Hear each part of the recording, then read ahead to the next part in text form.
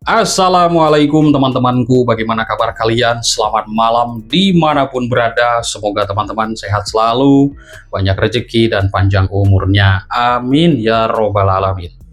Kita simak dulu tayangan video ini. Saya menyatakan bahwa Jokowi bukan sarjana, ya Jokowi itu bukan sarjana. Yang kemudian yang kedua, dari daftar barang bukti yang ada, 709 dokumen. dari 709 dokumen itu, dari dalam ijazah legalisir SD, fotokopi legalisir ijazah Jokowi SD, SMP, SMA itu sampai dengan S1 diterima bukan dari pelapor, tetapi dari salah satu pengacara dari kuasa hukum Jokowi. Barang bukti itu diterima harus dari si pelapor. Ini sudah menunjukkan ada sesuatu di dalam dokumen tersebut. Yang kedua, dalam daftar barang bukti pertama itu ditulis tidak tertulis ijazah asli, hanya ijazah Joko Widodo. Jadi tidak tertera dokumen itu asli.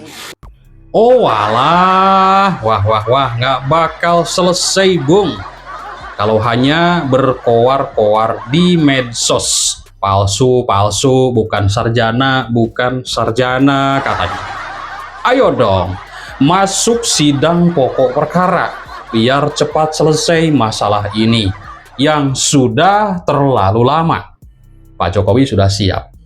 Memang heran bin aneh.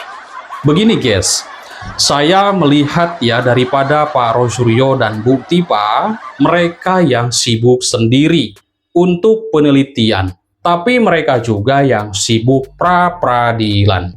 Kan sewajarnya ya guys, jika mereka menghina Pak Joko Widodo dan Pak Jokowi, wajar jika melaporkan orang-orang yang memfitnahnya ke pihak kepolisian dalam laporan pencemaran nama baik.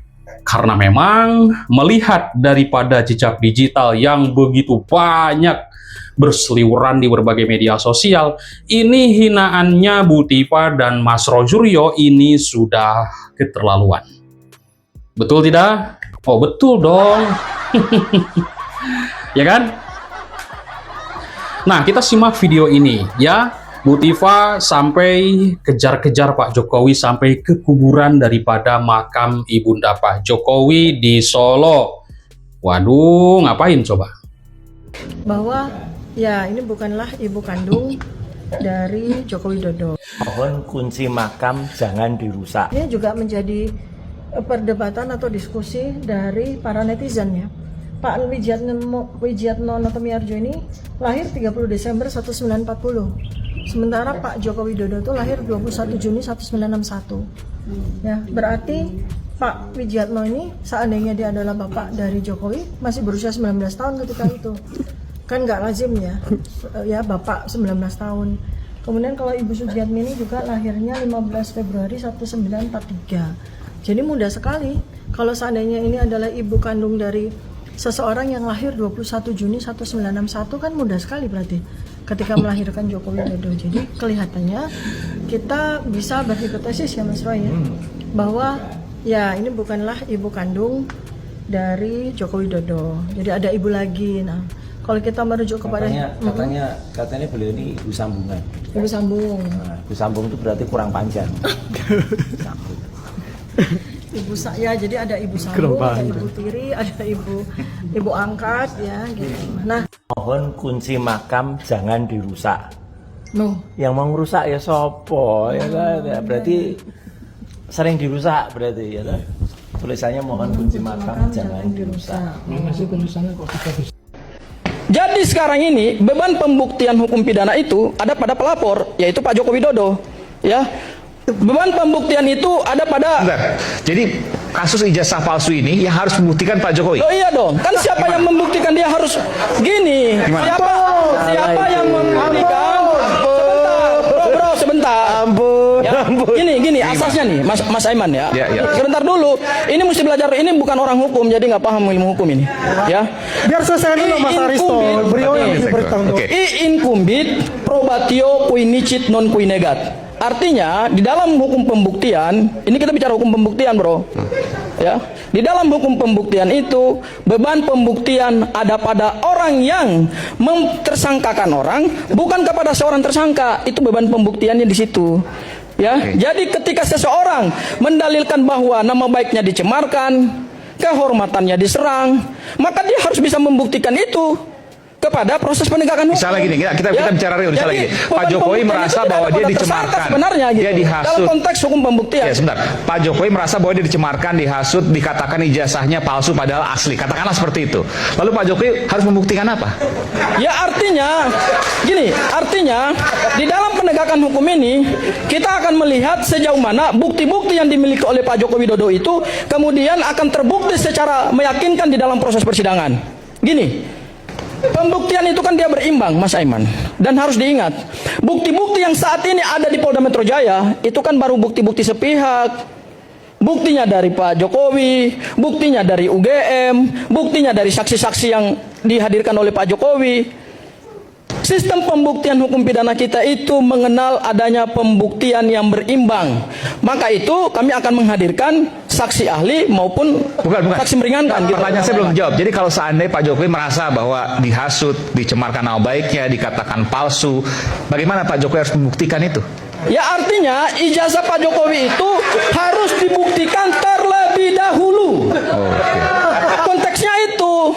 Asli Kita atau tidak bisa mengatakan bahwa Mas Roy, Bang Rismon, dan kemudian Dr. Tifa melakukan pencemaran nama baik kalau Pak Joko Widodo tidak mampu membuktikan ijazahnya apakah asli atau palsu.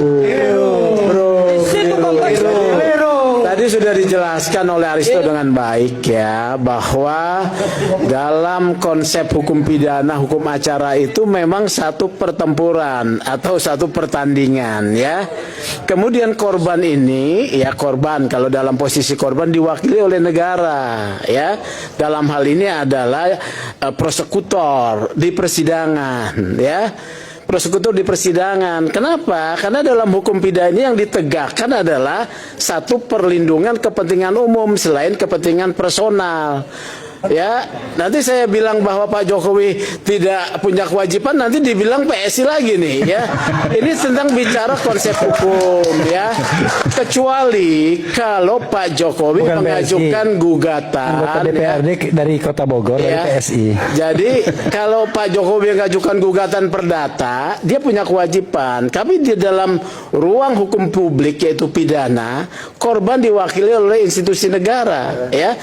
Maka ada sistem peradilan SPP mulai dari laporan, penyelidikan, penyidikan ya, kemudian sampai pada penuntutan. Nah, di depan persidangan ini, persidangan terbuka inilah ada kesempatan dari pihak terdakwa ya, yaitu Roy Suryo S berdasarkan unsur pasal 311 tadi membuktikan juga yang berimbang. Kalau mau dikatakan berimbang ya, terbuka dia boleh menghadirkan ahli pidana, ahli digital forensik satu universitas ya, boleh ya.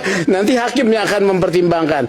Kalau bisa meyakinkan bahwa ijazah Pak Jokowi memang palsu, bebas dia ya, bebas, dia bisa bebas. Oh alah, tambah ngawur juga ini pengacara ya.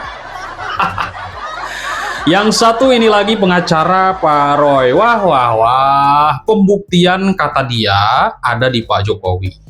Ya harusnya kan pembuktian itu dari tim Pak Roy dan Bu Tifa. Mereka lah yang mengatakan ijazah Pak Jokowi palsu. Ayo dong buktikanlah kebenarannya di persidangan pokok perkara. Ayo dong Mas Roy, Bu Tifa. Karena begini, masyarakat Indonesia ingin sekali mengetahui kebenaran daripada penelitian seorang Bu Tifa dan Mas Roy Suryo. Yang selama ini mereka atau Mas Roy ini mengatakan bahwa 99,9% daripada ijazah Pak Jokowi adalah palsu. Sudahkah Anda melihat daripada fisik ijazah Pak Jokowi? Karena yang Anda teliti, yang saya ketahui di berbagai pemberitaan media sosial adalah dari postingan Dian Sandi. Ya kan? Nah, kok langsung mempercayai terhadap postingan Dian Sandi tersebut bahwa itu adalah ijazah Pak Jokowi palsu? Kan begitu. Jadi intinya jelas, Pak Rosuryo, Bu Tifa, ini sudah pencemaran nama baik Pak Jokowi. Ingin menjatuhkan karir Pak Joko Widodo. Ini sudah jelas sebenarnya, ya kan? Dan di sini memang terjadilah sebuah pro dan kontra. Ada yang pro Pak Jokowi, ada juga yang pro Rosuryo. Kan begitu. Akhirnya di medsos ini bergejolak, berperang, ya kan?